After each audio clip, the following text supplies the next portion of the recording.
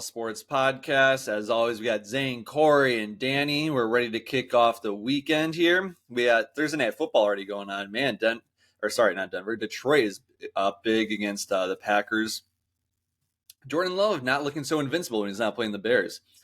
We can get into that at the end of the show and see where that game is at. First, we'll start off with our drinks. I got some water in front of me today, staying hydrated.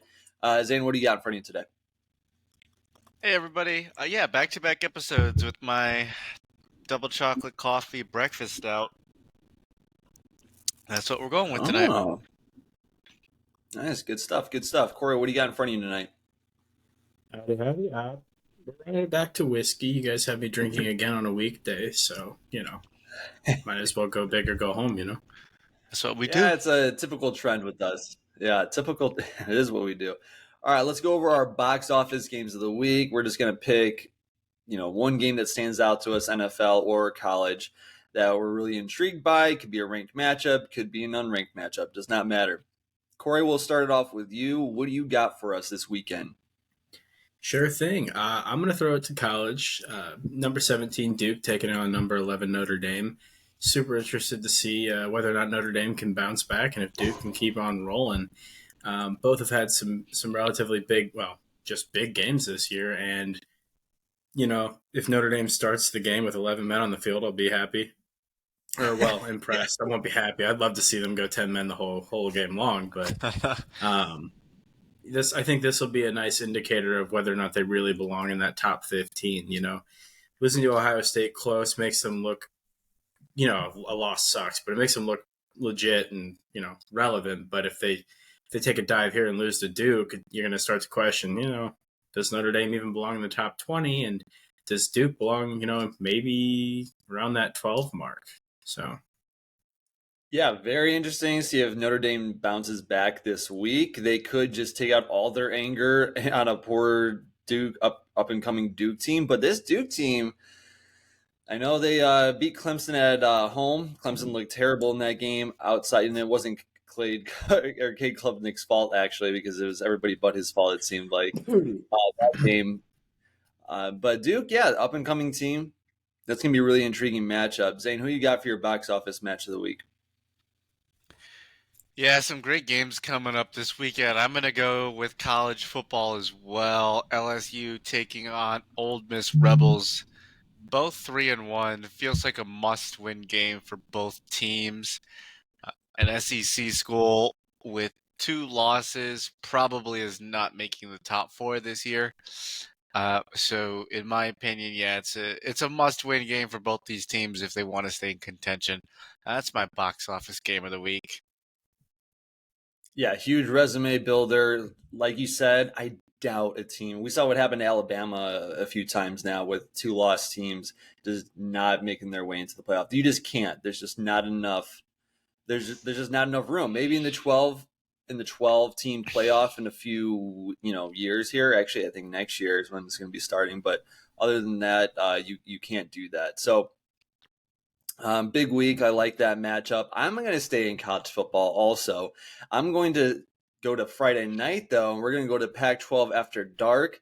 And we have a ranked matchup. And I know I wasn't giving enough love on Tuesday's episode, but I'm giving love to the Pac-12 today. Utah, number 10, on the road at number 19, Oregon State. DJ, who was terrible at Clemson while he was there, has turned around his career, it seems like, since he's left Clemson.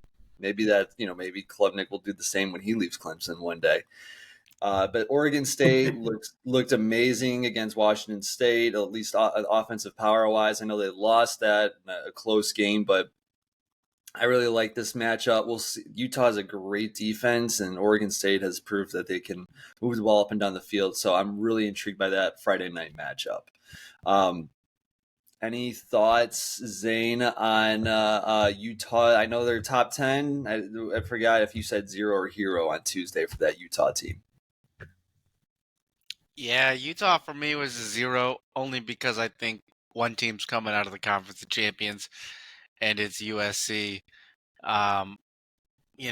Oregon State as well. I think it's a fun conference. It's kind of turned into the Big 12, right? Just pretty high powered offenses. So But I think Utah probably pulls that one out this weekend.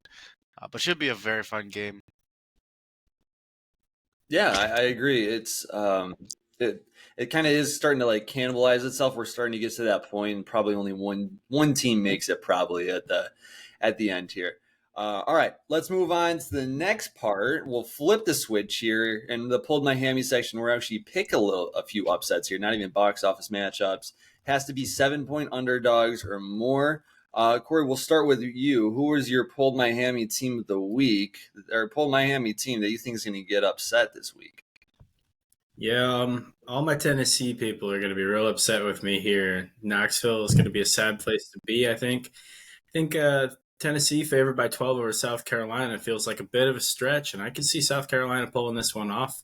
In fact, I think I may have slapped some money down on it. So safe money's to bet against me, boys. But I think Tennessee might just drop one here. South Carolina's looked relatively tough and just felt right. Yeah, our motto on this show is Mykonos or bust. But if you would have bet against us pretty much from the beginning and just taken everything opposite that we would have taken, you would be in Mykonos right now. And while we're still just sitting in our rooms talking on the riverside here, so that's a good pick. I really like that. I'm going to go with Kansas. I know we're on the Texas bandwagon, and Texas is definitely back 100%. But if Texas is going to Texas, yeah. If Texas is going to Texas, it's going to be against this team because this Kansas team is hot. I think they're more so than Oklahoma, the team to watch in the Big 12. So I think it's Texas and Kansas that are the two teams to watch for the Big 12 title. Zane, who you got for your pulled Miami team? Yeah, looking over the NFL, actually quite a lot of close games. I think there was only maybe 2 games with a 7-point spread. So I'm going to take Washington Commanders to upset the Philadelphia Eagles. They're getting 8.5 points. And I'm pretty high on the Washington Commanders this year. I like what I've seen from the team. Sam Howell got roughed up. The Bills have kind of been on a tear after losing that first game. They've just been wrecking people. Yeah.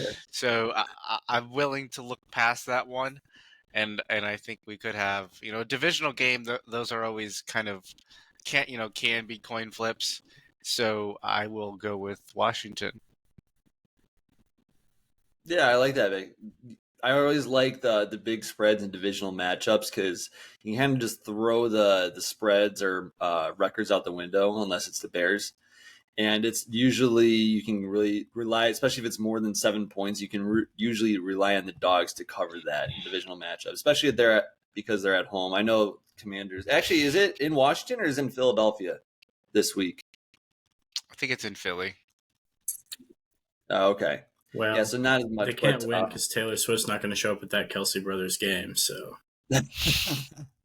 yeah, that's true. Very good point. All right, let's kind of shorten our scope here a little bit. Let's look to our fantasy watch, kind of players with the biggest opportunity to make a big impact for their team this week. Zane, is there any specific player at college or pros that we should be watching out for this week?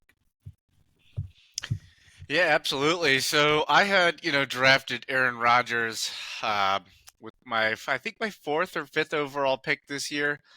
So ever since week 1, I've been on the quarterback carousel. So this did you week take a kicker first? Yeah. This week on the quarterback carousel, I went and picked up Daniel Jones, New York Giants. Oh. The Seattle Seahawks have let up over 27 points to the opposing team for the first 3 weeks. Not fantasy points, just points in the game. So I expect a great game from Daniel Jones, so I took a flyer, and I'm going to start him this week. Hey, I heard Plaxico Burress is available on the waiver wire. Yeah. And if we're going to call out my wishy-washiness, we got to call out your wishy-washiness with Daniel Jones. Just calling him a fraud and that he shouldn't be a quarterback in the NFL, and now you're saying he's the player to watch this week. Yeah, it's all about matchups. It's all about matchups and situational football. Okay, the Seahawks have been getting The Seahawks have been getting in these high-powered games all year. I like Daniel Jones. I'm double dipping because I also have Darren Waller, so it's all or nothing. I get 2 wins back to back in fantasy. Now I think I'm the master chess player getting Daniel Jones. But he is my player to watch this week. Yeah, and I know if they pull off that win, and it's because of him, you're never going to let us hear the end of it either. Oh, I'll just have to exit the podcast. All right, Corey, who you got for your fantasy football player, or just pro or college? Who you got? I'm gonna go Cade Klubnik. No, I'm kidding. That guy sucks. He's still booty. I am running with Caleb Williams. Danny's gonna love that pick. I think he's gonna absolutely curb stomp Colorado. Just continue that slide that they're experiencing and drag them through some more dirt. It's like I said, he brought Louis, but it was all knockoffs. They're going to get knocked off again this weekend, and I think they're going to get knocked off just as big as they did last weekend, if not bigger. Caleb Williams is going to continue to put up Heisman numbers, and unfortunately for Prime, he's going to do it all over Colorado's heads. We'll see if he can do it in the Death Valley of the West, Boulder, Colorado, Corey. We'll see about that if he can shine in those bright lights over in Colorado there. That's might get 12 fans. Yeah, I honestly the spread at what you said 21.5. I could see like a backdoor cover by Colorado here, even though they just got curbed out by Oregon, but just because. I don't know. It just seems like Oregon let off the gas, and I can maybe see USC doing the same thing. Unless actually Lincoln Riley just keeps telling him to sling it out because he's trying to get Caleb Williams another high. He's going to do. Yeah, so he's just going to keep pedal to the metal there. It's not like we have to worry about Bo Nix Heisman watch, so they were just kind of able to let their foot off the gas in that game. All right. I'm going to switch over back to the pros here. I'm going to go with Austin Eckler, Chargers running back. He's going to be back this week, and he has a really juicy matchup against Las Vegas. And Las Vegas has been poopy doo-doo this year. So I'm going to go with a big bounce back from Eckler. And I feel like the Chargers are going to be re-energized after not going 0-3 like their counterparts in Minnesota went. So I think they're back in the hunt here. I know it's early, but I feel like Eckler came back at the perfect time that they need him to, and he's going to have a big bounce back week for them. So that's who I got. So are they poopy doo-doo on like the Cade Klubnik level, or is it where are they at? No, that's like Ball this State. Poor man. They're not that poor bad. man. Not the Mac. All right. So since we got the game on, we have the Lions and Packers. Early thoughts on, I don't know, the NFC North, since we got a matchup going on right now. Zane, what are your initial thoughts on the outlook of the NFC North? I know there's still a game to go, but it looks like the Lions are pretty much have complete control of this game so far. Yeah, anybody who had futures for Lions winning the NFC North look pretty good right now. I was pretty surprised when the game opened at Lions -1. It had since moved to Lions -2.5 right before the game. But the Lions look like they have the best offense and the best defense. The Bears are going to be challenging for a top 3 pick. I think Minnesota turns it around and finishes roughly 500. And the Packers probably slightly below 500. And I am not. I wouldn't be surprised if the Lions at least won a playoff game this year. I think they do look formidable. But I think Jared Goff only takes you so far, and that's his ceiling's probably a playoff win if they get it at home. Yeah, I agree. Corey, is it kind of Detroit's division to lose it? I know it's early. We're 4th week into the season, so it's really early to tell. But it really just seems like this is the most stable team, at least the team with the highest floor, at least. It's like I said at the start, boys. Dan Campbell has got them boys rolling. The Lions are ready. They are taking that division. I never had a doubt. They are biting off kneecaps. They are going to crawl to the end zone if they It's over before it started. Honestly, I think the only thing that stops them from, I think, one playoff game is a reasonable goal considering where they've been in the past. I really wouldn't be surprised to see them do better. And I think really what could screw them over and stop them is injuries. Montgomery being banged up would be problematic. Jared Goff going down is season ending. Aiden Hutchinson going down, season ending.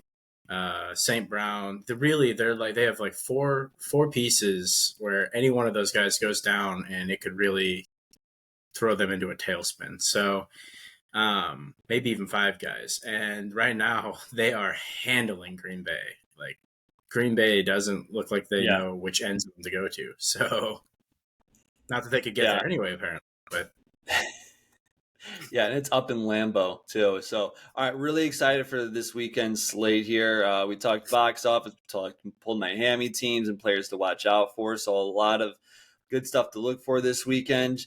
Keep an eye out on YouTube, Instagram, TikTok. We've been exploring on those platforms a little bit more. So keep an eye out for more exclusive content on those platforms as well. So as always, thank you guys for listening. We'll talk to you all soon.